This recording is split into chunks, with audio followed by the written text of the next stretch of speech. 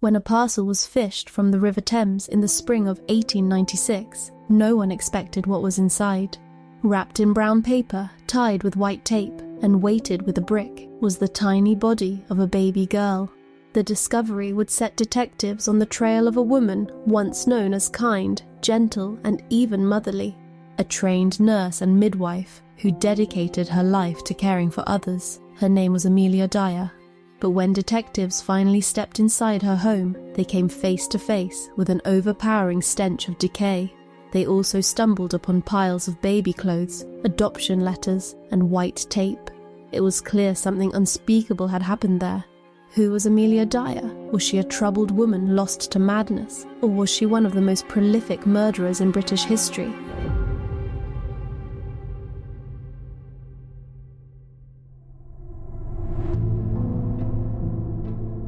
Amelia Dyer was born Amelia Elizabeth Hobley in 1837 in the village of Pile Marsh, just east of Bristol. Unlike many of her generation, Amelia was not born into poverty. She was the youngest of 5 children, with 3 brothers, Thomas, James and William, and a sister, Sarah Ann. Her parents, Sarah and Samuel Hobley, were relatively well off. Samuel was a master shoemaker who ran a successful business. Amelia was a bright child and learnt to read and write early. She loved literature and even wrote poetry as a girl. Amelia's family, however, was not without tragedy. Her sister Sarah Ann died in 1841 at the age of 6, and another baby sister, also named Sarah Ann, died just a few months after birth in 1845. When Amelia was 10, her mother Sarah contracted typhus.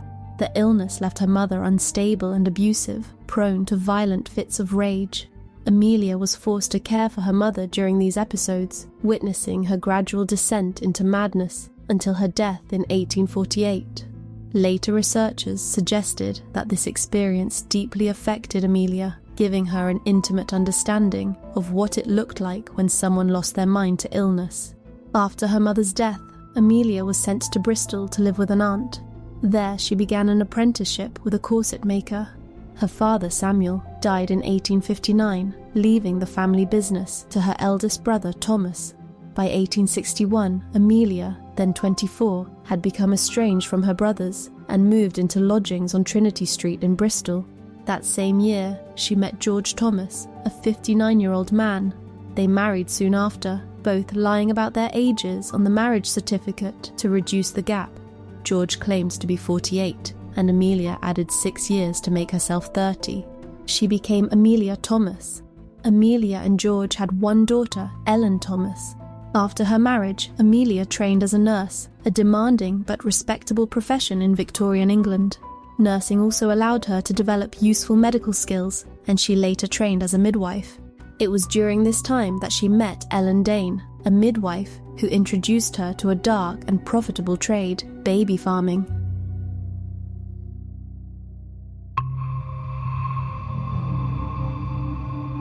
Baby farming was a grim practice common in Victorian England, born out of desperation. In a society where single mothers were condemned as immoral and barred from the workhouse, their choices were brutally limited: starve, turn to prostitution, or quietly get rid of their baby. The Poor Law Amendment Act of 1834 made things worse. It removed all financial responsibility from the fathers of illegitimate children, leaving countless women destitute. Single motherhood carried deep social stigma, and many had nowhere to turn. Out of this desperation, baby farming emerged.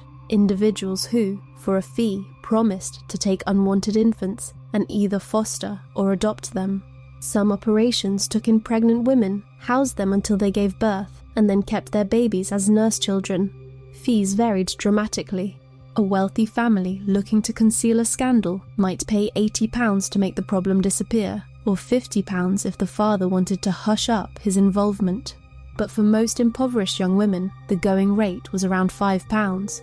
Baby farmers operated under the illusion of charity. In reality, many were unscrupulous opportunists. To cut costs, they starved the infants or kept them sedated with easily available opiates and alcohol. One of the most common was Godfrey's cordial, a syrup laced with laudanum. It kept the baby silent, still, and often dead. If a mother later tried to reclaim her child or check on its welfare, she often found it impossible. Many were too frightened or ashamed to go to the police, and even authorities struggled to trace missing children. While working as a nurse, Amelia met Ellen Dane, a midwife with a dark side. Ellen introduced her to the baby farming trade, showing her how to use her home to shelter unwed pregnant women and then profit from their infants, whether through adoption, neglect, or quiet disposal. Ellen herself eventually fled to the United States to escape the attention of the authorities, but her influence on Amelia was lasting. When Amelia's husband, George Thomas, died in 1869, she was left a widow with a young child and little means of support. Abandoning her nursing work, she turned to the far more profitable business of baby farming.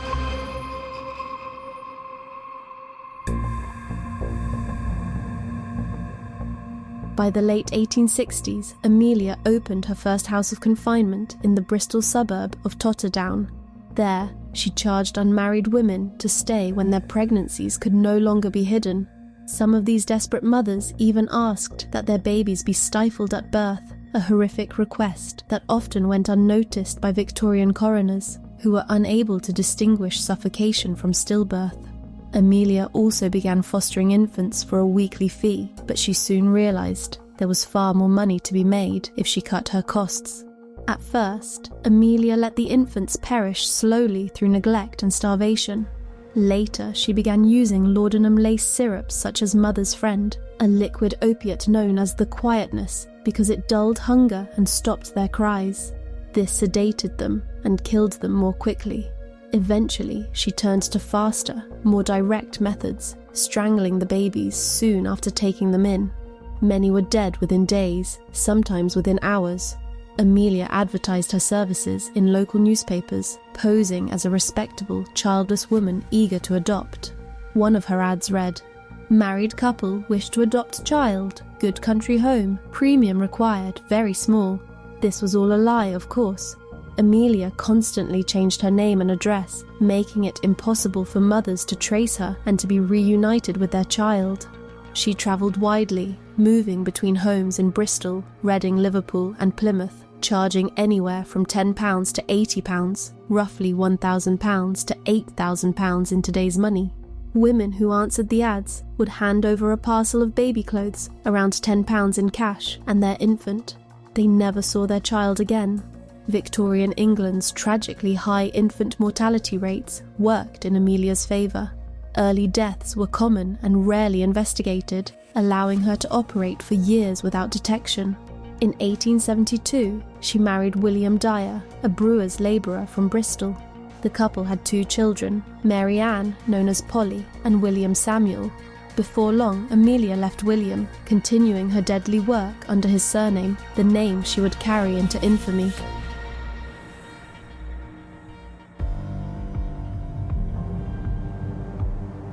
Year after year, Amelia eluded both the police and inspectors from the newly formed NSPCC. But her luck ran out in 1879 when a doctor grew suspicious of how many infants she had asked him to certify as dead. He reported her to the authorities. But the idea that a woman could be responsible for mass child murder was almost unthinkable to Victorian juries. Amelia was convicted not of murder, but of gross neglect, and sentenced to just 6 months hard labour. The experience reportedly damaged her mentally, and she emerged from prison more unstable than before. After her release from prison, Amelia tried briefly to resume nursing, but her life was halted by spells in asylums. These admissions, sometimes seemingly genuine and sometimes likely convenient, allowed her to disappear when suspicion closed in. Having worked as an asylum nurse earlier in life, she knew how to behave to secure relatively comfortable treatment as an inmate. By 1890, her instability and substance abuse had deepened. That year, she cared for the illegitimate baby of a governess. When the woman returned to check on the child, she stripped the infant to confirm a birthmark on one hip, but it was missing. The resulting suspicions drew official attention, and Amelia had, or pretended to have, a breakdown. Around this time, she drank 2 bottles of laudanum in a serious suicide attempt, but years of opiate use had built her tolerance and she survived. By now, she had dramatically altered her methods. No longer did she keep houses full of emaciated infants. After serving the 6-month sentence for neglect, she accepted only full adoptions for a single, lucrative payment, then silenced the babies within hours. She stopped calling doctors to certify deaths and started disposing of bodies herself, removing witnesses, and the need for medical certificates. Her preferred quick method was to bind a length of white tape twice around an infant's neck. The bodies were then dumped in rivers or buried in the gardens of rented lodgings. Amelia and her household relocated repeatedly whenever police or anxious parents drew near. Over the years, she used a string of aliases to hide her trail. In 1893, she was discharged from her final committal at the Somerset and Bath Lunatic Asylum near Wells. Unlike earlier admissions, this stay was unpleasant. She never entered another asylum. 2 years later, in 1895, now about 56 years old, she moved to 26 Pigott's Road in Lower Caversham with an unsuspecting associate, Jane Granny Smith, whom she had recruited from a workhouse, and with her daughter and son-in-law, Polly and Arthur Palmer. Later that year, they settled at 45 Kensington Road in Reading. To present a respectable front, Amelia had Jane addressed as Mother when meeting frightened women handing over their infants. In Reading, Amelia began disposing of babies' bodies in the River Thames.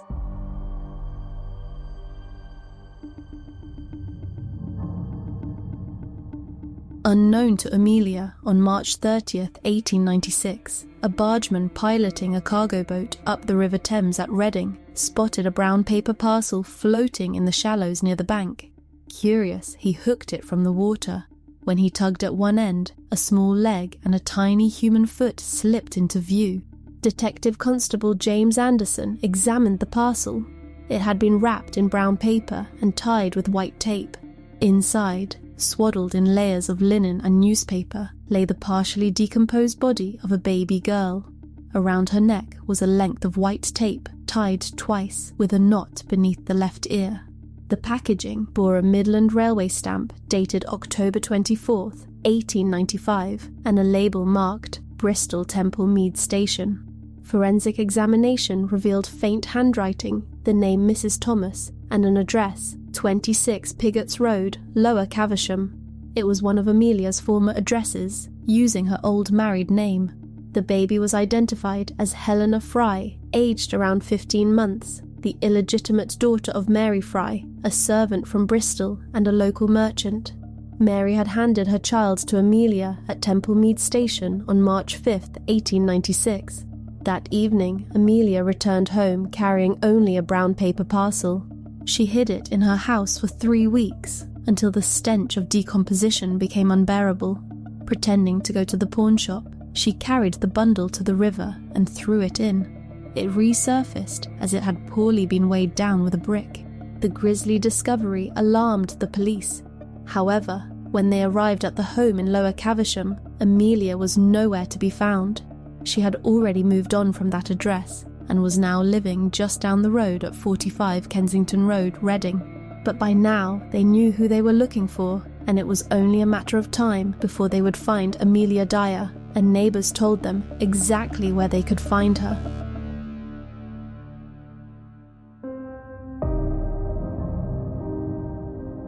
While police worked to trace Mrs. Thomas, Amelia had already moved on back to Reading.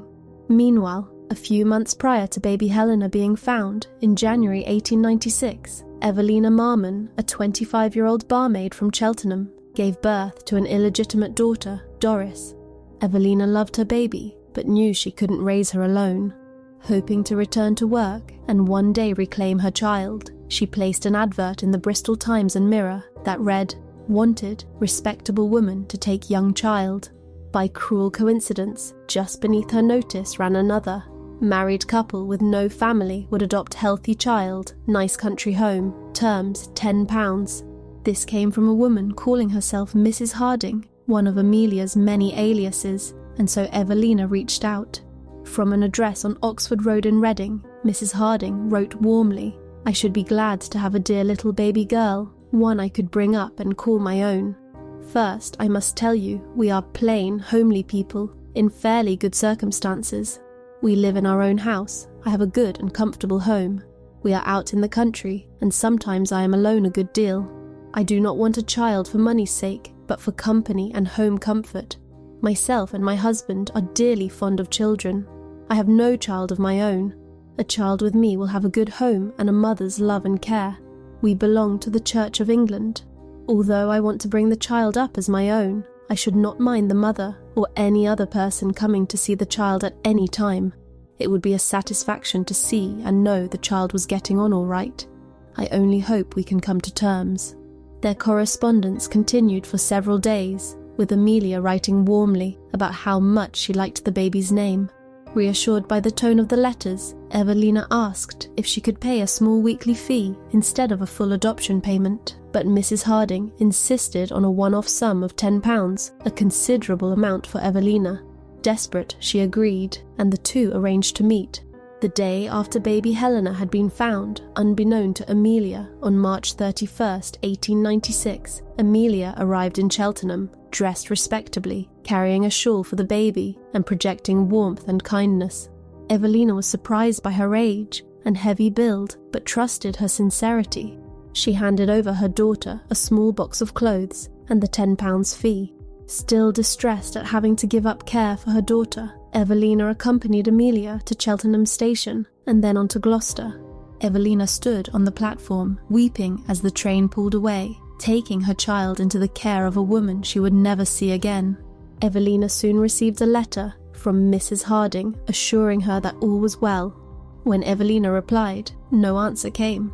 Amelia never went to Reading as promised. Instead, she travelled to 76 Mayo Road, Willesden, where her daughter Polly was staying. Once there, Amelia rummaged through a sewing basket for some white edging tape, wound it twice around baby Doris's neck, and tied a knot beneath her ear. Later, Amelia chillingly remarked, I used to like to watch them with the tape around their neck, but it was soon all over with them.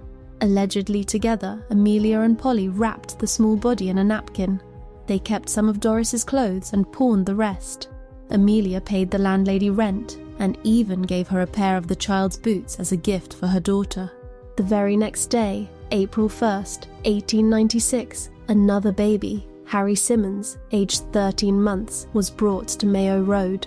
With no spare tape available, Amelia simply untied the cord from around Doris's neck and used it again to strangle Harry. On April 2nd, Amelia packed both tiny corpses into a carpet bag, weighted it with bricks, and took the train to Reading. Late that night, she walked through the dark streets to a secluded stretch of the River Thames near Caversham Lock, a spot she knew well.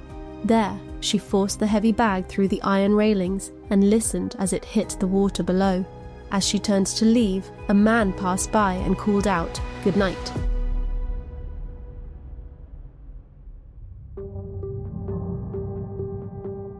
At first, there was little to tie Amelia directly to murder, but further investigation deepened suspicion. Witness statements and reports from Bristol police revealed a pattern of vanished infants and a woman known by multiple names, all matching Amelia's description. Detective Anderson placed Amelia's home at 45 Kensington Road in Reading under surveillance.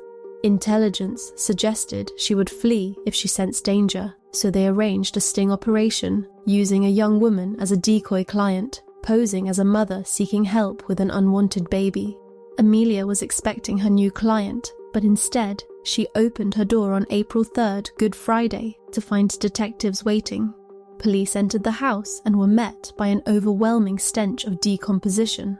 No bodies were found inside, but the evidence was damning. Rolls of white edging tape, telegrams arranging adoptions, pawn tickets for children's clothing, receipts for newspaper adverts, and letters from anxious mothers asking after their babies. On top of this, over £330 of baby clothing were also found inside. Detectives calculated that in the last few months alone, at least 20 children had been placed in the care of Mrs. Thomas, Amelia's alias.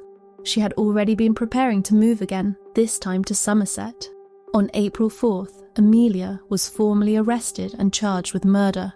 Her son-in-law, Arthur Palmer, was also charged as an accessory. As detectives dredged the Thames and River Kennet, more horrors surfaced. 6 additional baby corpses were recovered, each strangled with the same distinctive white tape, tied twice around the neck. One parcel, found near Clapper's Pond, contained the remains of a little girl so decomposed that when unwrapped, her head and body fell apart. Then on April 10th, the carpet bag Amelia had thrown into the river at Caversham Lock was found. Inside were the tiny bodies of Doris Marmon and Harry Simmons, both strangled and bound with white tape. When Evelina Marmon was brought to Reading to identify her daughter, she whispered brokenly, "She was in perfect health when I sent her away." It had been only 11 days since Evelina had entrusted baby Doris to Mrs. Harding. Each baby recovered from the Thames bore the same trademark, white tape, knotted under the left ear. When asked about it, Amelia reportedly said, "That was how you could tell it was one of mine." In mid-April, while held in Reading jail, Amelia wrote a confession exonerating her daughter and son-in-law. It said, "Sir, will you kindly grant me the favour of presenting this to the magistrates on Saturday the 18th, for I may not have the opportunity, then I must relieve my mind. I do know and I feel my days are numbered on this earth, but I do feel it is an awful thing drawing innocent people into trouble. I do know I shall have to answer before my Maker in heaven for the awful crimes I have committed, but as God Almighty is my judge in heaven on earth, neither my daughter Mary Ann Palmer, nor her husband Alfred Ernest Palmer, I do most solemnly declare, neither of them had anything at all to do with it. They never knew I contemplated doing such a wicked thing until it was too late. I am speaking the truth, and nothing but the truth, as I hope to be forgiven. I myself and I alone must stand before my Maker in heaven to give an answer for it all. Witness, my hand Amelia Dyer."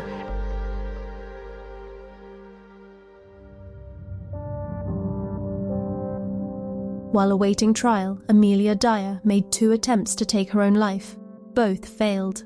Her trial opened at the Old Bailey on May 21st, 1896, before Mr. Justice Hawkins. She was charged with the murder of baby Doris Marmon. The Crown deliberately focused on a single charge so that if Amelia was acquitted, further trials could follow for other victims, such as Harry Simmons. This was standard practice for cases involving multiple murders. Amelia pleaded guilty to Doris's murder. Her family and acquaintances testified that they had grown increasingly uneasy about her activities. Even her own daughter Polly shared grisly information and gave a detailed testimony. A key witness, the man who had said goodbye to Amelia at Caversham Lock on the night she disposed of 2 bodies, provided crucial evidence. Evelina Marmon identified Mrs. Harding, the kindly woman she had trusted with her baby, as Amelia Dyer. Jane Granny Smith, aged in her 70s and a former lodger of Amelia's, testified that she had seen Amelia treat babies unkindly. She stated that during the time she lived with her, she never saw a child over 4 months old. Jane also recalled growing attached to one infant, and when Amelia took the child away, she ran to kiss it goodbye. The only defense Amelia offered was insanity. She claimed she had twice been committed to asylums in Bristol and was not in her right mind. But the prosecution countered that these breakdowns coincided conveniently with times when she feared discovery. The jury agreed, concluding that her madness had been an act to avoid suspicion. After just 4.5 minutes of deliberation, the jury returned a verdict of guilty, and Amelia was sentenced to death. She chose not to appeal.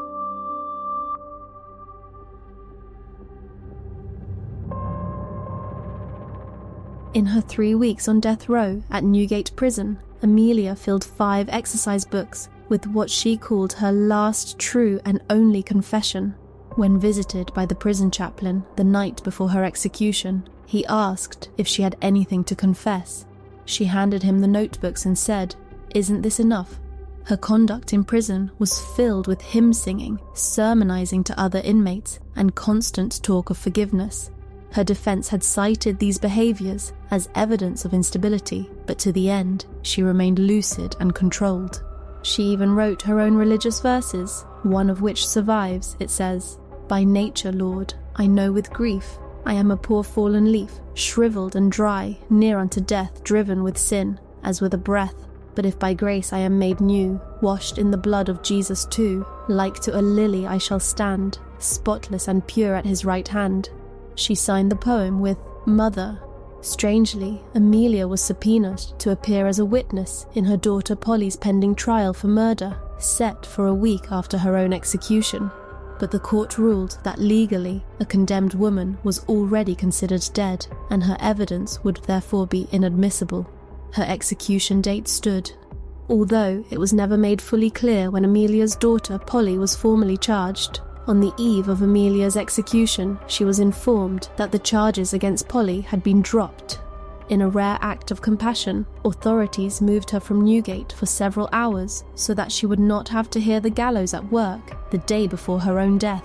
At 9 a.m. on Wednesday, June 10th, 1896, Amelia Dyer was hanged by James Billington at Newgate Prison. When asked for final words, she said only, "I have nothing to say." At 57, she became the oldest woman to be executed in Britain since 1843. The drop was 5 feet, and she weighed 15 stone, and that was the last of Amelia Dyer. However, rumours later claimed her ghost haunted Newgate's walls.